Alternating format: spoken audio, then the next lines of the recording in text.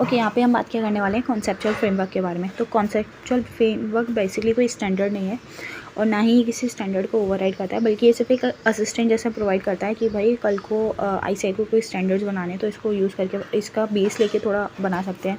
ठीक है, कोई फाइनेंशियल स्टेटमेंट बना रहा है और उधर कोई इंडेक्स नहीं है तो वो इसको यूज़ कर सकता है to develop the accounting policy. ठीक है, ऑब्जेक्टिव क्या है यहाँ पे जनरल पर्पस फाइनेंशियल रिपोर्टिंग का, कि भाई वो प्रोवाइड कर पाए financial information about the entity, ताकि सामने वाला क्या कर पाए उस इन्फॉर्मेशन के बेसिस पे डिसीजन ले पाए। ठीक है, तो इट इज़ इसके कुछ कैरेक्टरिस्टिक्स हैं कि भाई फाइनेंशियल इन्फॉर्मेशन कैसी होनी चाहिए। तो फाइनेंशियल इन्फॉर्मेशन कैसी होनी चाहिए वो दो पार्ट्स में उसके कैरेक्टरिस्टिक डिवाइडेड है। एक है फंडामेंटल, कि भाई ये चीज़ तो होनी चाहिए। एक क्या कैसे, मतलब वो रेलिवेंट होनी चाहिए, काम की नहीं है तो क्या ही मतलब। तो एक रेलिवेंट और दूसरा फेथफुल। फेथफुल मतलब कि भाई वो कंप्लीट हो, वो न्यूट्रल हो और वो फ्री फ्रॉम एनी एरर्स हो।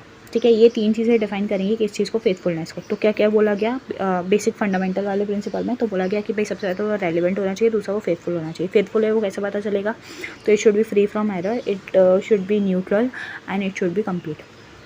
ठीक है, ये हो गए नॉर्मल वाले फंडामेंटल वाले प्रिंसिपल। इसके बाद आते हैं हमारे इनहेंसिंग क्वालिटेटिव कैरेक्टरिस्टिक्स, कि भाई एक्स्ट्रा में आपको क्या क्या देखना रहता है। तो वो एक्स्ट्रा में आपको देखना कि भाई और अच्छे से आपके फंडामेंटल जो है इन्फॉर्मेशन, फाइनेंशियल इन्फॉर्मेशन जो है वो दिखे।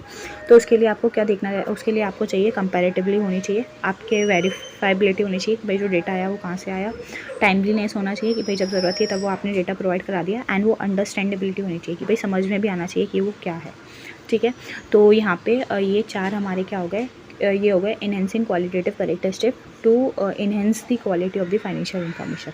ठीक है, एक कॉस्ट कंस्ट्रेंट का पॉइंट है कि भाई आप बहुत ज़्यादा कॉस्ट भी नहीं लगा सकते, आपको कॉस्ट और बेनिफिट वाला पर्सपेक्टिव लेके ही क्या करना रहेगा, काम करना रहेगा।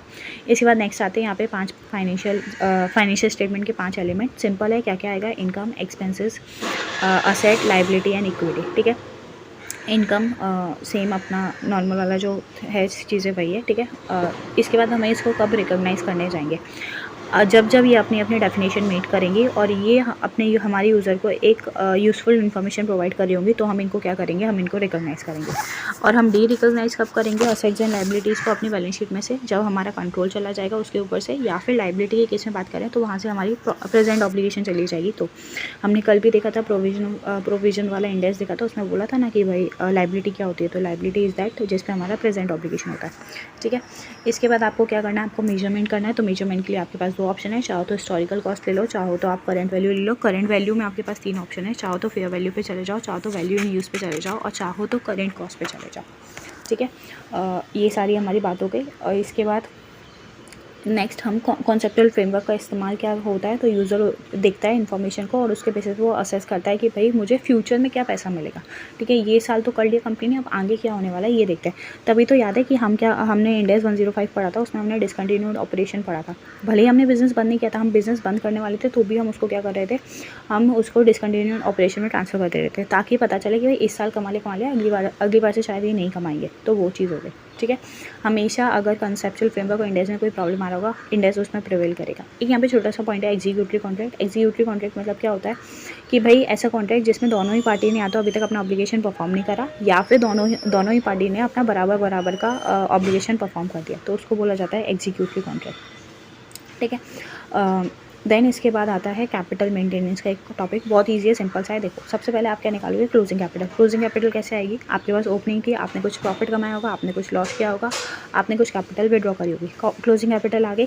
फिर उसके बाद देखो कि आपको कितनी मेंटेन करनी है, तो मेंटेन करनी विल बी डिपेंडिंग अपॉन कि आप कौन सा अप्रोच फॉलो कर रहे हो। ठीक है, अगर आप हिस्टोरिकल कॉस्ट फॉलो करते हो, मतलब आपको कैपिटल मेंटेन करनी है as per historical cost. Historical cost मतलब जैसे ओपनिंग थी वैसी मेंटेन करनी है, तो आप क्या करोगे, आप वही वाला फिगर, ओपनिंग वाला फिगर ऐसी कैसे रख दोगे और बात खत्म। आपने क्लोजिंग निकाली, आपकी ओपनिंग रखी, आपका डिफरेंस आ जाएगा, that will be your extra capital और लेस कैपिटल, जो भी सिचुएशन होगा वो। ठीक है, देन अगेन सेकंड अप्रोच हो सकता है कि भाई आपको करेंट परचेसिंग पावर के हिसाब से निकालनी है, तो आप क्या कंसिडर करोगे, उसके केस में आप इन्फ्लेशन को कंसिडर करने जाओगे। तो आप क्लोजिंग कैपिटल निकालोगे, कैसे आएगी, opening plus profit minus losses, and then आपने अगर कोई विड्रॉ किया तो आपने क्लोजिंग निकाली। उसके बाद आप दूसरा इफेक्ट दोगे, और किसका दोगे, कैपिटल टू बी मेंटेन का, कि कितनी कैपिटल मेंटेन करनी है। अब क्या खाली ओपनिंग वाली करनी है, नहीं, क्योंकि अभी इन्फ्लेशन हो गया, तो अभी हम इन्फ्लेशन वाला फैक्टर भी लगाने चाहेंगे कि भाई अपने करेंगे ओपनिंग, कैसे आएगी closing capital, opening capital multiply by कि इंडेक्सेशन का प्राइस क्या है एंड में, डिवाइडेड बाय इंडेक्सेशन क्या था अपने स्टार्टिंग में, तो price index at the year end और divided by price index at the beginning. उसके बेसिस पे हम क्या करेंगे, अपने इन्फ्लेशन वाला वैल्यू निकालेंगे कैपिटल का, और यूजुअली अपने करते थे ना DT में ICOA और वो सारी चीज़, तो वही है, सिंपल है और कुछ भी नहीं है, ठीक है। देन उसके बाद आपके पास क्लोजिंग आ गई, आपको कितनी मेंटेन करनी है वो आ गई, एंड जो डिफरेंस आएगा वो आपकी एक्स्ट्रा कैपिटल हो जाएगी। देन तीसरा हो सकता है, ये फर्स्ट क्या था जिसमें हम कुछ नहीं कर रहे थे, that is historical cost. Second हमने क्या लिया, करेंट परचेसिंग पावर, जिसमें हम अपने क्या कर रहे हैं, अपने इंडेक्स इन्फ्लेशन को कंसिडर कर रहे हैं इंडेक्सेशन करके। एंड तीसरा हमारा आता है कि भाई आपका क्या हो रहा है, physical capital maintenance. Physical capital maintenance मतलब आप जो सामान खरीदने जा रहे हो ना, उसकी ही वैल्यू में चेंज आ गया, इन्फ्लेशन के कारण नहीं, किसी भी कारण से, ठीक है, तो वो हो जाता है हमारा फिजिकल कैपिटल मेंटेनेंस। सेम है, क्लोजिंग निकालेंगे सबसे पहले, कैसे निकालेंगे, opening plus profit minus losses minus capital, और उसमें से माइनस करेंगे कैपिटल टू बी मेंटेन कितनी करनी पड़ेगी। तो सेम अभी जैसे हम वहाँ पे इन्फ्लेशन के टाइम पे कर रहे थे, इंडेक्सेशन कर रहे थे, जिसमें हम ईयर एंड का इन्फ्लेशन ऊपर और ईयर के स्टार्टिंग वाला इन्फ्लेशन नीचे रख रहे थे, तो यहाँ पे भी हम ऐसे करेंगे, price of the product at the end ऊपर रखेंगे, price of the product at the beginning रखेंगे, और index value of the capital निकालेंगे जो हमें मेंटेन करनी होगी। डन। क्लोजिंग कैपिटल आ गया, उसमें से माइनस कर दिया हमने capital to be maintain, difference जो आया वो आपके लिए हो गया एक्स्ट्रा कैपिटल और लेस कैपिटल, ठीक है। सिंपल सा टॉपिक है, कुछ भी नहीं है, बहुत ईजी है। एनालिसिस वाला जो चैप्टर है ना, उसमें थोड़ी सी थ्योरी दी हुई है, ठीक है। उसमें दो क्वेश्चन है, एक है कि गुड फाइनेंशियल स्टेटमेंट की कैरेक्टरिस्टिक्स क्या है, और दूसरा बेस्ट प्रैक्टिसेस क्या है।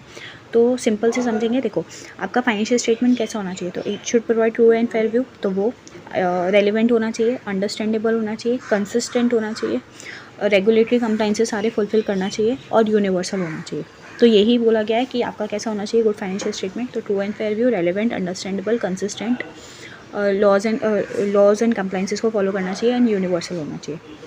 इसके बाद नेक्स्ट अगर हम बात करने जाएँ तो नेक्स्ट दिया हुआ है कि बेस्ट प्रैक्टिसेस क्या है जो आपको फॉलो करनी है while preparing the financial statement. तो क्या क्या आपने ध्यान रखते हैं, सिंपल होना चाहिए भाई, ट्रांसपेरेंट होना चाहिए, मटेरियल होना चाहिए, ठीक है, सारे कंप्लाइंसेस को फुलफिल करो, कंप्लीट होना चाहिए, सारे नोट्स वगैरह को इंटीग्रेट करने जाओ, सारे डिस्क्लोजर देने जाओ कि भाई क्या मटेरियल अकाउंटिंग पॉलिसी है, क्या की एस्टिमेट्स है, क्या जजमेंट है, और इंटीग्रेटेड अप्रोच फॉलो करो। तो सिंपल है कि भाई गुड फाइनेंशियल स्टेटमेंट में क्या क्या होगा, true and fair view, relevant, understandable, consistent, regulatory compliances and universal.